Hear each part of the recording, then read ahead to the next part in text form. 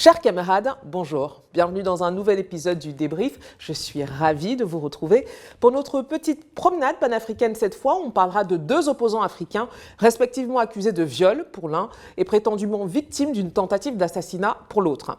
On parlera également d'une certaine youtubeuse française qui s'est retrouvée mélangée dans la sauce après avoir vanté les mérites de Denis Sassou Nguesso à l'insu de son plein gré.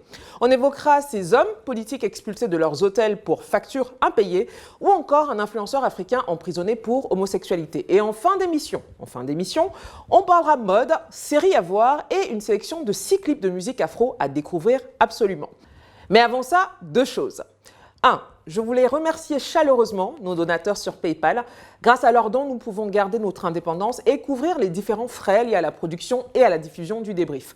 Merci donc à Zunguta, Yann Loric, Beko Junior, Hugues, Gaël, Patricia, Marie-Pierre, Linda, Alassane, Serge, Estelle, et pardon si j'en ai oublié quelques-uns. Et d'ailleurs, si vous aussi vous souhaitez nous laisser un tout petit pourboire pour nous soutenir, ça se passe sur PayPal à l'adresse paypal.me/ledébrief. On vous remercie d'avance. Maintenant que ça c'est dit, venons-en à mon deuxième point. J'avais envie d'ouvrir ce numéro avec Fally Ipupa et sa relation, disons, toxique avec le public camerounais.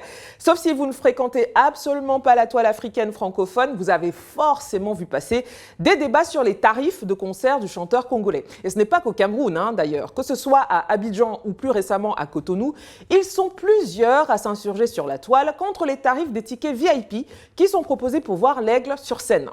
Alors, c'est même devenu en fait une espèce d'automatisme, c'est-à-dire qu'à chaque concert de Fally, ce sont toujours les mêmes débats. Comme si c'était l'artiste en fait qui fixait les prix de manière unilatérale. Et d'ailleurs, en fait, de vous à moi, même si c'était le cas, on parle bien de VIP. Si vous trouvez que le rapport qualité-prix est peu intéressant ou que ça ne rentre pas dans votre budget, c'est simple. Rabattez-vous sur les tickets qui sont plus accessibles ou encore mieux, n'allez tout simplement pas à ces concerts. Tout ce grabuge est d'autant plus drôle que malgré les polémiques sur la toile, les concerts de Fally Ipupa sur le continent ne désemplissent pas. C'est par exemple le cas de son show organisé le jeudi 11 février 2021 à Douala à l'occasion de la fête de la jeunesse. Alors là, du coup, je vais devoir faire une petite pause pour les spectateurs non camerounais et vous expliquer un tout petit peu. Tous les 11 février, le Cameroun célèbre les jeunes, une célébration qui tient généralement en 3 axes principaux. 1, en général, c'est un jour férié. 2, des défilés ont lieu. Et 3, c'est un des seuls moments de l'année, avec le Nouvel An et la fête nationale, où le président Biya aime bien parler à ses compatriotes. Voilà. Donc ça, c'est pour le décor. Parenthèse fermée. Fally donc est monté sur scène à Douala jeudi, devant une foule en délire. Tellement en délire d'ailleurs que certains ont commencé à jeter des bouteilles et autres objets sur scène pendant sa prestation. C'est pas très classe, voilà. Bon. D'ailleurs, la réaction du chanteur ne s'est pas fait attendre et il a carrément interrompu le concert pour mettre les points sur les i et les barres sur les t.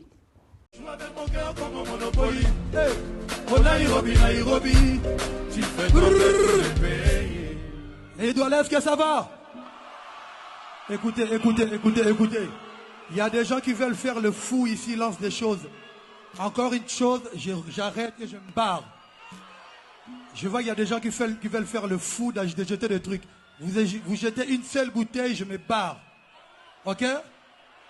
Alors faites du bruit pour ceux qui veulent écouter Fally Ipupa ce soir. Ceux qui veulent faire le fou, allez le faire de l'autre côté. On n'a pas le temps pour ce genre de conneries. Ah vraiment, à Siliki, ça c'est un bon petit coup de pression. Et il faut dire qu'en fait, Fally Ipupa n'en est malheureusement pas à sa première mésaventure au Cameroun. En 2018 déjà, il avait reçu une gifle d'un fan alors qu'il s'apprêtait à effectuer une prestation à Yaoundé.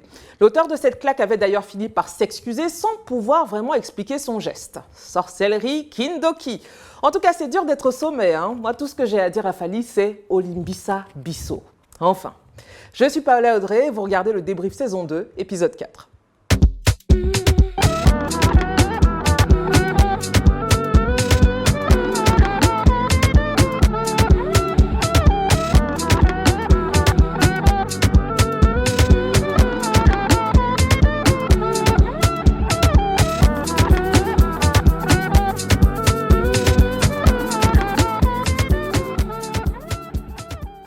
C'est le moment du répondeur. Sur les répondeurs du débrief cette semaine, nous avons reçu un message de la part de Lamine, un Sénégalais étudiant en France. Il a tenu à passer un coup de gueule très personnel concernant l'affaire Sonko, dont nous allons d'ailleurs vous parler tout à l'heure. On l'écoute. Bonjour chers internautes, je me nomme Lamine Ndiaye, étudiant sénégalaise dans la région Grand Est en France. Permettez-moi de dire et justifier à ce qui pourrait intéresser la satisfaction qui m'habite et me réconforte d'être devant vous pour vous parler de la situation écœurante, voire même désolante concernant l'éminent homme politique sénégalais Ousmane Sonko. Le leader du PASTEF, dont son parti a pour devise don de soi pour sa patrie, est encore victime d'une machination politique. Vous êtes sans savoir que le Sénégal est connu pour sa démocratie, mais depuis l'arrivée du président Macky Sall, les droits humains sont bafoués. Ceux qui s'opposent à Macky Sall ont emprisonné. Maintenant, c'est au tour du président Ousmane Sonko.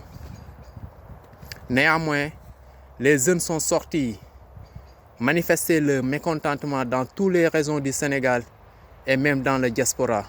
Certains jeunes ont subi de violences et de maltraitance par la police dans la journée du 8 février devant la maison du leader du PASTEF, Ousmane Sonko. Nous lançons un appel à toutes les organisations qui luttent pour les droits humains de se tourner vers le Sénégal parce que c'est vraiment injuste. Merci Lamine, ton point de vue est plus que clair et je parie qu'il va provoquer un certain nombre de réactions. Si vous aussi vous souhaitez passer dans le répondeur de la semaine prochaine, eh bien envoyez-nous une vidéo d'1 minute 30 maximum sur WhatsApp, c'est au +225 07 97 84 08 87. Nous avons à peine eu le temps de nous remettre de l'affaire Diarisso qu'un autre scandale inédit, made in Teranga, défraie à nouveau la chronique, comme vous venez de le voir d'ailleurs dans notre répondeur. Il a 44 ans, il est ancien fonctionnaire, il a été le plus jeune candidat à la présidentielle de son pays en 2019. Il n'a pas sa langue dans sa poche quand il s'agit de critiquer le président sénégalais ou son gouvernement et aujourd'hui il se retrouve accusé de viol. C'est Ousmane Sonko, probablement l'opposant le plus médiatisé du Sénégal. Et si vous ne le connaissez pas encore, eh bien, petite piqûre de rappel. L'élection présidentielle du 24 février prochain au Sénégal opposera 5 candidats dont le président sortant Macky Sall. Parmi ses opposants, Ousmane Sonko, le plus jeune des candidats. À 44 ans, cet ancien fonctionnaire des impôts est présenté comme celui qui vient briser les codes en apportant un nouveau discours. Le 2 février dernier, une jeune femme âgée d'une vingtaine d'années porte plainte contre le député sénégalais Ousmane Sonko pour viol et menace de mort. Employée dans un salon de massage de Dakar, elle explique avoir été contrainte à plusieurs reprises d'avoir des rapports sexuels avec ce dernier sous la menace d'une arme lors de séances de massage. Cette actualité ne vous a sans doute pas échappé car une fois que la machine médiatique s'est emparée de la plainte de la victime présumée, on a été totalement submergé par un torrent de réactions allant des plus mesurées aux plus partisanes. Dans une longue série de tweets, Ousmane Sonko dément les propos de la plaignante. Il avoue être allé au salon de massage et avoir été en contact avec elle, mais toujours en présence d'une autre masseuse dans la pièce. Il dit par ailleurs fréquenter le salon de massage à cause de douleurs cervicales qui seraient trop coûteuses à soigner chez un kiné professionnel. L'homme politique aurait fait appel avant à un masseur coréen à hauteur de 200 000 francs d'ailleurs. Alors 200 000 francs de frais de massage. L'accusation de viol, en tout cas selon lui, serait un complot d'État et convoqué lundi dernier à la gendarmerie, il a tout simplement refusé de s'y rendre sans lever de son immunité parlementaire. Une ville en état de siège. Jet de pierre contre gaz lacrymogène, une centaine de militants d'Ousmane Sonko manifestent leur colère et leur soutien autour de la maison du principal opposant du président sénégalais. On dirait que nous ne sommes pas des citoyens sénégalais. C'est une situation très difficile à supporter. Porter des accusations si graves sur une personne tout juste parce qu'il veut être à la tête de ce pays et lui gâcher son avenir, pourquoi cela? Nous n'allons pas permettre à une gouaille, à des marchands de rêve, à des détourneurs, hypothéquer l'avenir du Sénégal. Il en va de nos responsabilités, de nous jeunes hommes et nous jeunes femmes, de nous dresser comme un seul homme pour barrer la route à Macky Sall. Macky Sall, qu'il sache que Macky Sall, il faut savoir que Ousmane Sonko, nous allons le protéger au prix de notre sang. Petite parenthèse pour nos spectateurs non sénégalais, vous avez vu et surtout entendu comment s'expriment les partisans de Sonko à l'égard des autorités, sans même se cacher, hein. Dis donc, la démocratie est chic. En tout cas, comme vous l'avez sûrement déjà constaté, les affaires de viol obéissent assez souvent à un schéma classique. La plaignante et l'accusé se livrent à un combat des vérités et tentent chacun au mieux de décrédibiliser les arguments de l'autre, avec souvent des preuves à l'appui. Et on assiste surtout à une violente guerre des clans, avec d'un côté le clan présomption d'innocence. Ce clan-là refuse de se prononcer tant que la culpabilité de l'accusé n'a pas été légalement prouvée. Et de l'autre côté, on a un autre clan, c'est le clan qui se range sans réserve derrière la victime, afin de lutter contre une culture patriarcale qui impose le silence aux femmes victimes d'abus sexuels et qui impose aussi l'impunité des hommes qui violent. Ce clan d'ailleurs s'appuie assez souvent sur le fait que des enquêtes mondiales prouvent que le pourcentage de fausses accusations est quand même très négligeable. Du coup, si le gouvernement instrumentalise cette lutte nécessaire avec une fausse affaire, il met quand même en danger toutes ces citoyennes. À l'avenir, leurs paroles risquent d'être systématiquement remises en cause. Et enfin, nous avons un dernier clan, les fanatiques, que certains appellent les Sonko Boys. Ils se composent de personnes qui vivent dans leur soutien inconditionnel à leur sauveur. Peu importe la victime, l'épreuve ou même la vérité, ils et elles défendront coûte que coûte l'accusé en parole et en acte. Dans ce clan, on retrouve aussi des agressions verbales contre la plaignante. On se demande bien s'ils auraient eu la même réaction si elle était un membre de leur propre famille d'ailleurs. Bon, quoi qu'il en soit, les preuves dont dispose la victime sont désormais aux mains des enquêteurs et l'accusé, quant à lui, prépare sa défense. Nous en saurons donc certainement plus dans les jours à venir. À exactement 8 semaines de la présidentielle du 11 avril, il y a lieu de faire un point sur l'actualité de la pré-campagne électorale au Bénin. Ainsi, du 1er au 4 février dernier se déroulait le dépôt des dossiers de candidature. À cette occasion, la Commission électorale nationale autonome, Sénat, a enregistré 20 candidatures. Les 3/4 de ces candidatures, justement, sont en binôme, conformément aux nouvelles règles électorales, mais 5 candidats, quand même, se sont inscrits en solo. Du coup, autant vous dire qu'il y a des candidatures assez ordinaires parce que attendues, et des candidatures un peu particulières parce que, en fait, elles étaient moins attendues. Au nombre de ces candidatures moins attendues, justement, il y a par exemple cette dame. Je suis arrivée répondre aux questions de la présidentielle 2021. À part cela, ma vision, c'est de contribuer à l'économie du pays. Ou encore ce monsieur. Dans le cadre donc des élections présidentielles de 2021, je suis candidat indépendant à la dite élection. J'ai pris l'engagement de me présenter pour vous. Pour vous, parce que j'ai eu le temps de constater une chose qui a été toujours très chère pour moi, à savoir la liberté de défendre son opinion, de défendre ses idées dans le sens du bien, dans le sens de ce qui est noble. Moi, j'ai quitté les États-Unis. Et je peux même vous dire qu'il y a même eu un binôme de pasteurs. Alléluia, amen. Sur la toile béninoise, ces candidats atypiques ont fait couler beaucoup d'encre, mais ça, c'était sans compter sur ce qui allait se jouer dans la soirée du 5 février 2021. Dans cette nouvelle intrigue où il est question de fusillade et de tentative d'assassinat, l'acteur principal, ou devrais-je dire la victime principale, selon le camp où vous vous situez, n'est autre que Gagnou Soglo, ex-ministre de Boni Yayi, ancien président du Bénin. Alors, qui est Gagnou Soglo ? En fait, il s'agit d'un des 20 candidats déclarés à l'élection présidentielle béninoise de cette année. Il est le fils cadet du clan Soglo, une dynastie qui a régné sur la mairie de Cotonou depuis le père, l'ancien président Nicéphore Soglo, jusqu'à la chute de Léadi Soglo, le fils aîné. Gagnou Soglo est accessoirement aussi le fils chouchouté de sa maman, Rosine Soglo, elle-même ancienne députée durant plusieurs législatures. On peut dire qu'ils ont la carrière politique facile dans la famille, n'est-ce pas ? Enfin bref, qu'est-il donc arrivé au juste à Gagnou Soglo ? Monsieur Galiou Soglo se rendait à sa ferme située dans le village à Vagwe. Le véhicule Lexus qui le transportait aurait essuyé des coups de feu simultanément sur les deux flancs pendant qu'il roulait dans la brousse sur une piste isolée située à 3 km environ de la voie bitumée. Et avant tout commentaire, posons-nous la question de savoir comment il va. Est-ce qu'il a survécu à cette attaque ?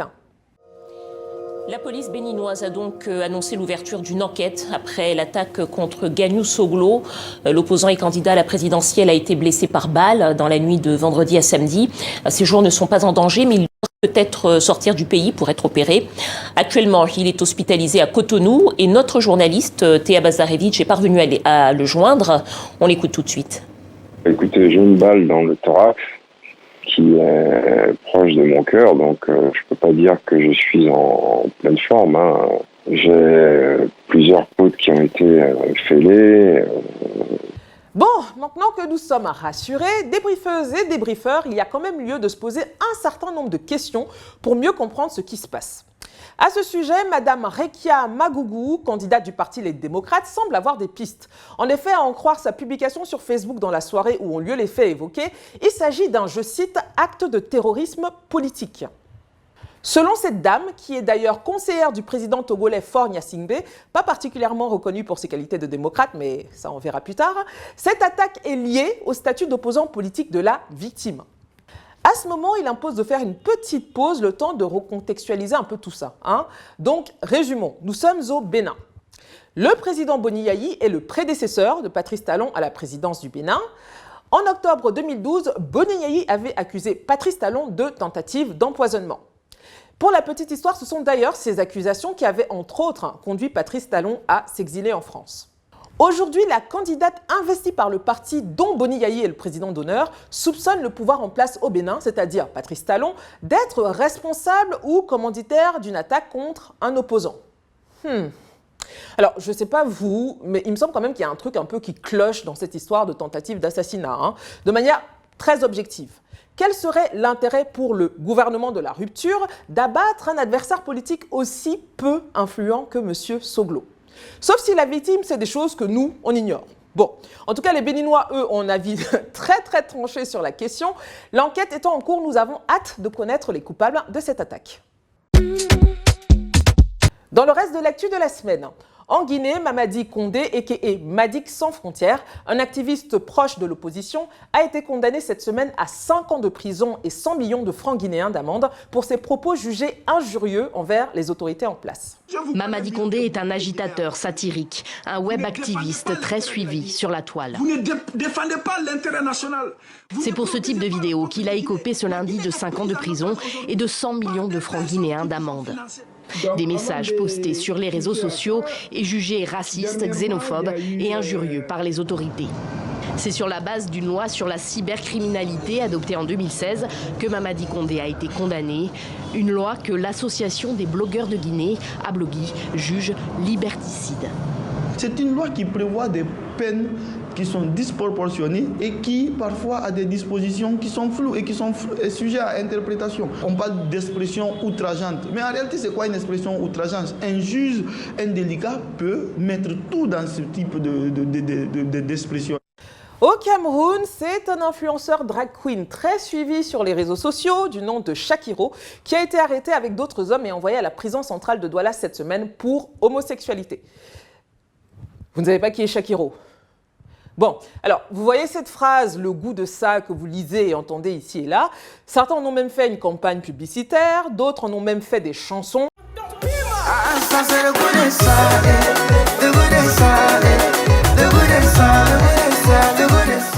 Eh bien, cette phrase vient à la base de Shakiro.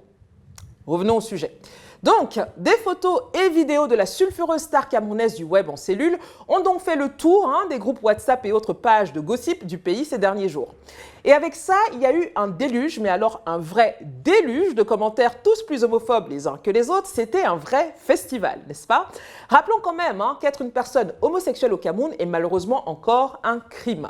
L'article 347-1 du Code pénal camerounais dit que l'homosexualité est punie d'un emprisonnement de 6 mois à 5 ans et d'une amende de 20 000 à 200 000 francs CFA. Elle concerne toute personne qui a des rapports sexuels avec une personne de son sexe. Et toujours au Cameroun, ces derniers jours, la fille du couple présidentiel camerounais nous a gratifié d'une vidéo dans laquelle elle démontre ses talents de rappeuse. Je laisse ça à votre appréciation. I got them cheat codes, need those, more life, that's keys though. Open doors to that shit going, I saw my beat those. Make waves, try to make place, money only thing that a chick chase. Keep it steady, I don't run in place.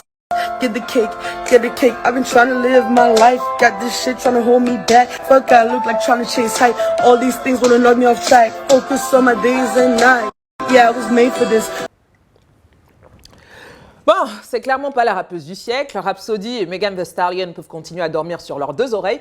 Par contre, je dois quand même dire que j'ai déjà entendu pire, hein, mais vraiment pire. Genre ça.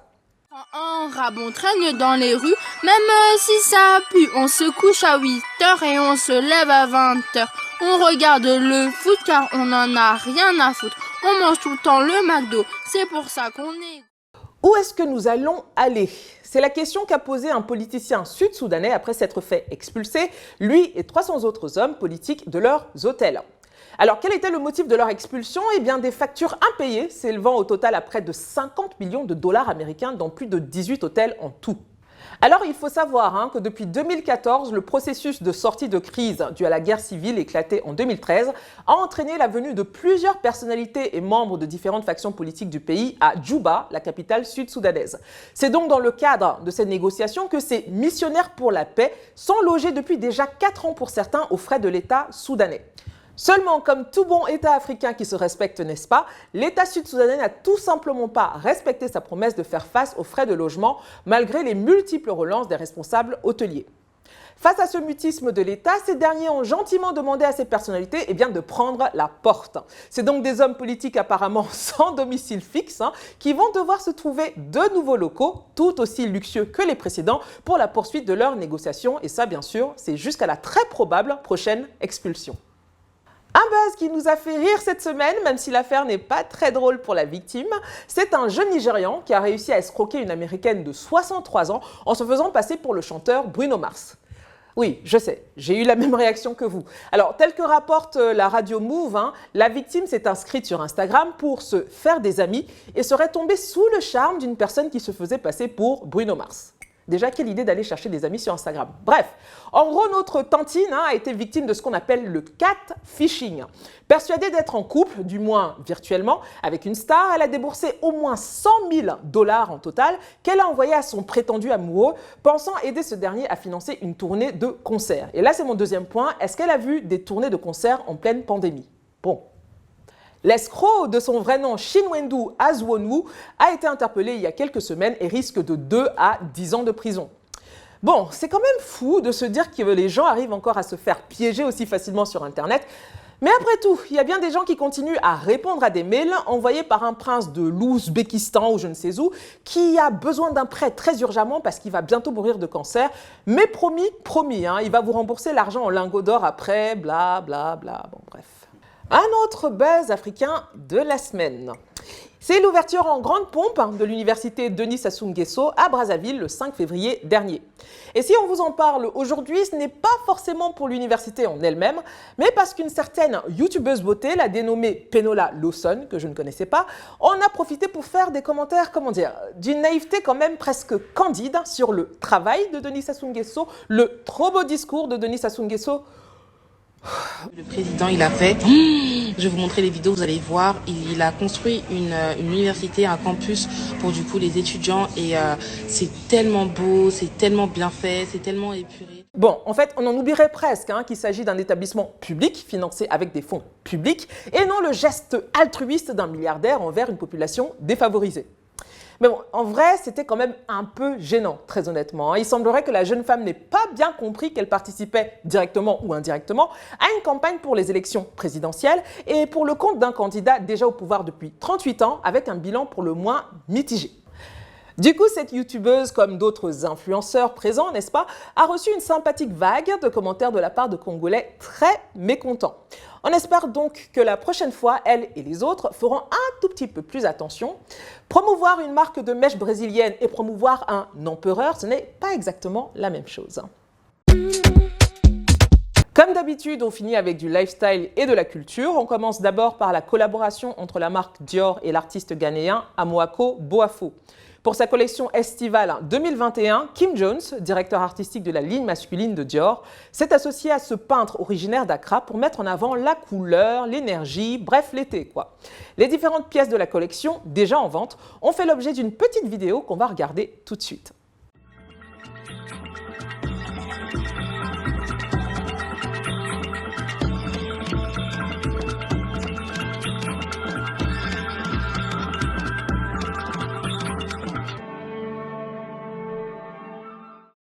Côté cinéma et séries, je vais forcément vous recommander de regarder la série ivoirienne MTV Shuga Baby, dont la deuxième saison vient de faire son démarrage sur YouTube. On retrouve des personnages de la première saison, mais également des nouveaux venus, pour des histoires et intrigues qui parlent aussi bien du phénomène du sexe transactionnel, autrement appelé vendre du piment ou gérer busy, voilà, mais il y a aussi la violence faite aux femmes, la pression sociale et bien d'autres sujets de société et de santé qui touchent la jeunesse africaine. On regarde un extrait. On s'y retrouve une fois par mois, tu vois, avec toute la bande. D'accord, ce sera pour une prochaine fois alors. Ok. Bravo encore les gars. Au revoir coach. Bye. Au revoir. Bye Ruby. Ça va, ça va. Ça va. Je la salue. MTV Shuga Baby est disponible sur la chaîne YouTube MTV Shuga en français.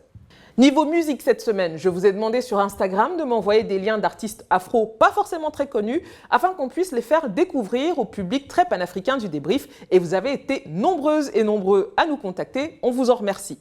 On a donc décidé de vous présenter quelques-uns de ces clips afro qui sont relativement récents et qui ont retenu notre attention, c'est parti. On démarre avec la rappeuse ivoirienne du moment, c'est Mosti et son titre Faut danser, un extrait de son projet Aya de Didier V. On adore bien sûr la reprise du classique Zoblazo de Mewe qui apparaît d'ailleurs dans le clip, mais aussi la niaque de la jeune artiste, sans oublier la vidéo en elle-même qui est un vrai régal pour les yeux. On regarde. Je voulais sauter en baoulé, mais il est sur maman Apollo. Hey, chante. Faut chanter, maman, faut chanter. Toujours en Côte d'Ivoire, il y a le titre Sexy Girl from Abidjan, une collaboration entre le Nigérian Oxlade et le rappeur ivoirien Didi B, le tout sous la houlette du DJ et producteur camerounais Jeune B.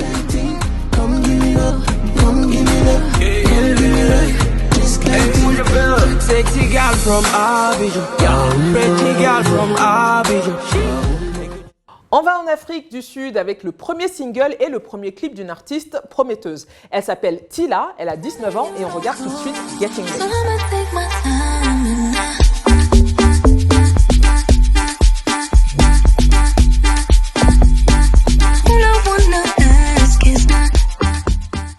On remonte en Afrique de l'Ouest, plus précisément au Togo, avec la collaboration qui a eu lieu entre les rappeurs Folie Janta et Beat Pop Vélo et leur clip Drill 3, ou 3, je ne sais pas, on regarde.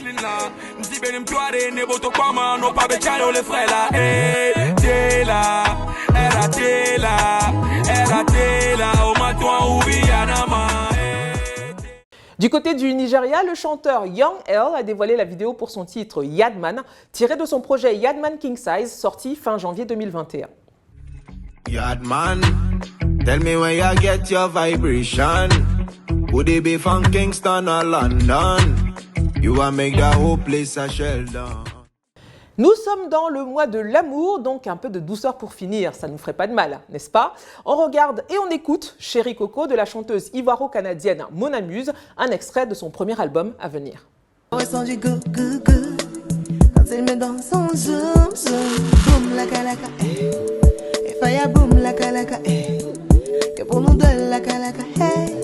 Voilà pour la sélection musicale de ce 4e épisode, il y en aura d'autres. N'hésitez pas à nous envoyer vos clips récents, je précise, au numéro WhatsApp de l'émission, je crois qu'il s'affiche quelque part. C'est promis, on les regardera avec attention et si ça nous plaît, ils seront diffusés dans un prochain épisode. C'est la fin de ce numéro du débrief. Merci à vous de m'avoir suivi. Vous savez déjà où nous retrouver sur la toile. Pour ça, c'est @ledébrieftv ou #ledébrieftv. On remercie d'ailleurs les marques LE Création et Yelenart qui m'habillent cette semaine. Si vous voulez nous soutenir, vous pouvez également faire un don sur PayPal. Je le rappelle, c'est sur paypal.me/ledébrief. Quant à nous, on se revoit dans une semaine et d'ici là, portez-vous bien. Salut!